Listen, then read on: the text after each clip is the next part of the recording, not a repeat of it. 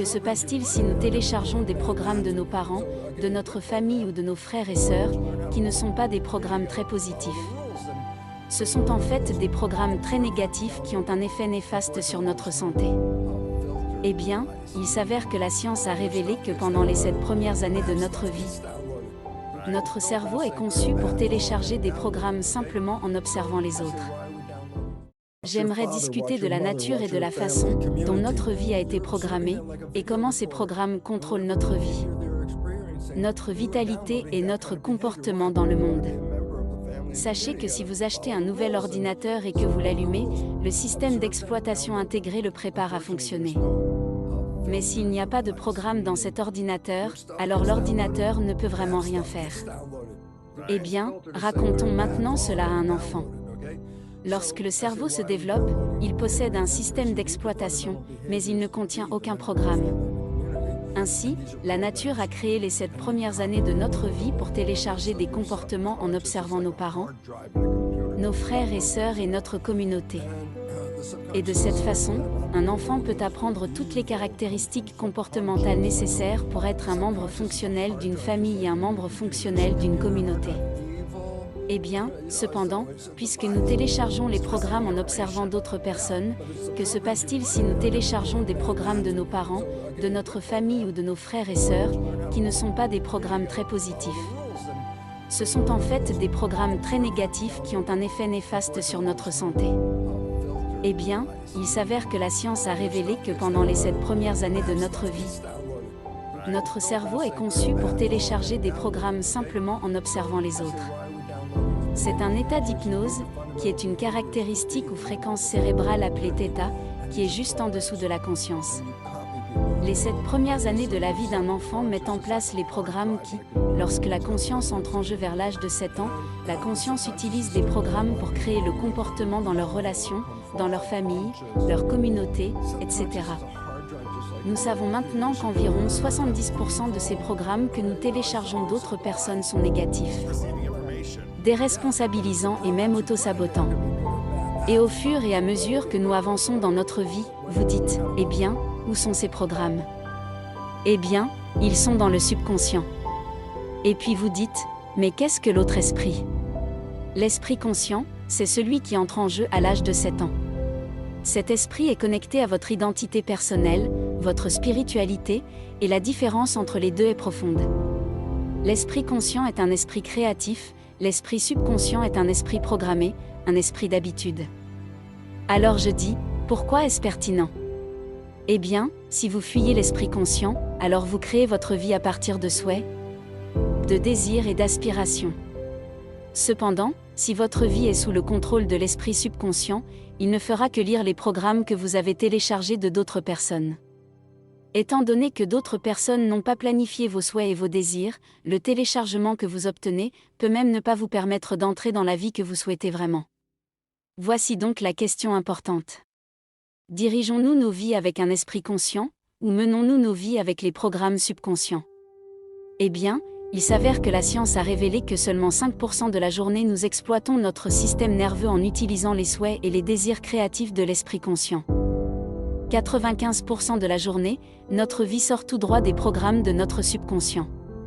La raison pour laquelle cela se produit est que, lorsque l'esprit conscient contrôle notre biologie, un peu comme un conducteur qui tient le volant, nous emmène dans la direction dans laquelle nous voulons aller, nos souhaits et nos désirs. Cependant, lorsque nous pensons, l'esprit conscient doit lâcher la roue et aller à l'intérieur du cerveau. Pourquoi? La pensée est un travail intérieur, pas extérieur. Alors, que se passe-t-il lorsque la conscience pense? Donc, au moment où nous commençons à penser, la biologie est prise en charge par les programmes que nous avons acquis dans le subconscient. Maintenant, voici le problème. 95% de la journée, nous opérons à partir de ces programmes, et la grande majorité d'entre eux sont des téléchargements paralysants et auto-sabotants. Donc, nous ne menons pas une vie qui nous amène vers des souhaits et des désirs, nous menons une vie qui manifeste les problèmes que nous avons téléchargés des autres, principalement négatifs. Et c'est pourquoi nous luttons dans la vie. Eh bien, pourquoi y a-t-il une lutte? J'ai dit, parce que vous n'agissez plus à partir de souhaits et de désirs. Vous opérez à partir des habitudes que vous avez reçues des autres. Cela devient donc un problème très profond. Parce qu'il dit alors que la vie que nous menons a déjà été contrôlée par les programmes téléchargés. Ce n'est pas une idée nouvelle, les jésuites ont dit à leurs disciples, « Donnez-moi un enfant jusqu'à l'âge de 7 ans et je vous montrerai l'homme. » Ce qu'ils disaient, c'était en fait dire aux gens, « Si vous me donnez l'opportunité de télécharger des programmes au cours des 7 premières années, cela déterminera le reste de la vie de l'enfant. » Pourquoi ? Parce que 95% de la vie d'une personne vient de ces programmes. Donc, la question est maintenant posée, que devrions-nous faire avec ces programmes ? Et la première question est, quels sont les programmes ? Pourquoi ? Parce qu'ils étaient téléchargés au cours du dernier trimestre de la grossesse et tout au long des 7 premières années de la vie. Donc, en gros, vous n'étiez pas là quand vous étiez dans l'utérus, et si je vous demandais, quel programme avez-vous suivi quand vous aviez 0, 1 ou 2 ans ? Vous diriez, je n'en ai aucune idée. Parce que la conscience n'était même pas engagée à ce moment-là. Donc, la première chose que vous devez savoir, c'est ce qui contrôle votre vie. Et voici un aperçu simple. 95% de votre vie vient du programme, donc votre vie est une impression des programmes téléchargés dans votre subconscient. Et donc la signification est facile. Regardez votre vie, les choses que vous aimez, désirez et souhaitez, qui entrent dans votre vie, elles entrent parce que le subconscient a des programmes pour le reconnaître. Mais voici la partie la plus importante. Là où vous luttez dans votre vie, où vous voulez avoir un certain résultat mais vous travaillez dur pour cela, vous y mettez beaucoup d'efforts, vous transpirez pour que quelque chose se produise. Pourquoi luttez-vous si fort pour créer ces souhaits et ces désirs ? Et la réponse est très simple. Les programmes avec lesquels vous avez été téléchargés ne prennent pas en charge ces fins. Donc, en conséquence, votre comportement vous sabote. Et puis, c'est le lien et le hic, c'est que lorsque vous jouiez à des programmes subconscients, pourquoi y jouez-vous ? Parce que l'esprit conscient est à l'intérieur de la pensée, et par conséquent l'esprit conscient n'observe pas le comportement qui ressort du programme. Et comme la plupart de ces programmes s'auto-sabotent et vous affaiblissent, vous-même ne voyez même pas que vous êtes engagé dans le processus parce que le subconscient joue cela et que l'esprit conscient ne l'observe pas.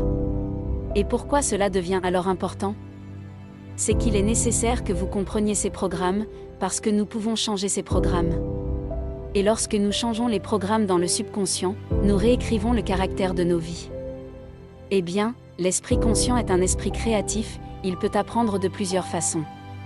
En lisant un livre d'auto-assistance, en regardant cette vidéo particulière, en allant à une conférence, vous pouvez facilement télécharger de nouvelles connaissances dans l'esprit conscient. L'important c'est que l'esprit conscient est créatif et peut être très intelligent. Mais le problème est que le téléchargement de nouvelles connaissances dans l'esprit conscient ne change pas le programme dans le subconscient. C'est un esprit différent, et apprend d'une manière complètement différente. L'esprit subconscient est l'esprit des habitudes, et par définition, nous ne voulons pas changer les habitudes très facilement, surtout par exemple, demandez-vous quand avez-vous appris à marcher ? Avant d'avoir 2 ans. Donc le problème est le suivant, comment puis-je mettre des programmes dans le subconscient ? Des nouveaux pour remplacer ceux qui me sabotent ? Et la réponse est la suivante. Il n'y a que 3 façons de réécrire l'esprit subconscient. La première méthode passe par l'hypnose. C'est le processus que vous avez téléchargé des programmes au cours des 7 premières années. Ainsi, chaque soir, lorsque vous vous couchez, juste au moment où votre esprit conscient s'endort, votre esprit subconscient est en marche. Donc, si vous mettez des écouteurs en vous couchant et que vous entendez un programme, il n'entre pas dans l'esprit conscient, mais il va directement dans l'esprit subconscient et peut le reprogrammer. Comment obtenez-vous de nouveaux programmes après l'âge de 7 ans ?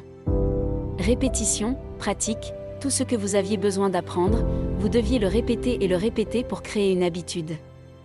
Donc, si vous voulez changer l'habitude qui ne vous soutient pas, vous devez engager une habitude qui vous soutient. Si vous n'êtes pas une personne heureuse, vous pouvez dire tous les jours, peu importe à quel point vous êtes malheureux, vous vous dites à plusieurs reprises, « Je suis heureux, je suis heureux ». Au fil de la journée, vous n'arrêtez pas de dire cela. Devinez quoi ? La répétition, l'accoutumance, va changer le programme et un jour vous vous réveillerez et devinez quoi ? Votre esprit subconscient a déjà un programme « Je suis heureux ». Et enfin, le moyen le plus efficace de changer la programmation subconsciente est la psychologie énergétique. Ce sont des mécanismes qui améliorent le super-apprentissage, et vous pouvez donc télécharger de nouveaux comportements en quelques minutes. Pour comprendre le super-apprentissage, la psychologie énergétique et son fonctionnement, sur mon site web, brucelipton.com, sous ressources, j'ai plus de 25 modalités de psychologie énergétique différentes que vous pouvez examiner et identifier celle qui vous convient le mieux. Parce qu'en utilisant ces nouveaux processus, vous pouvez réécrire vos croyances et changer radicalement le caractère de votre vie en quelques minutes.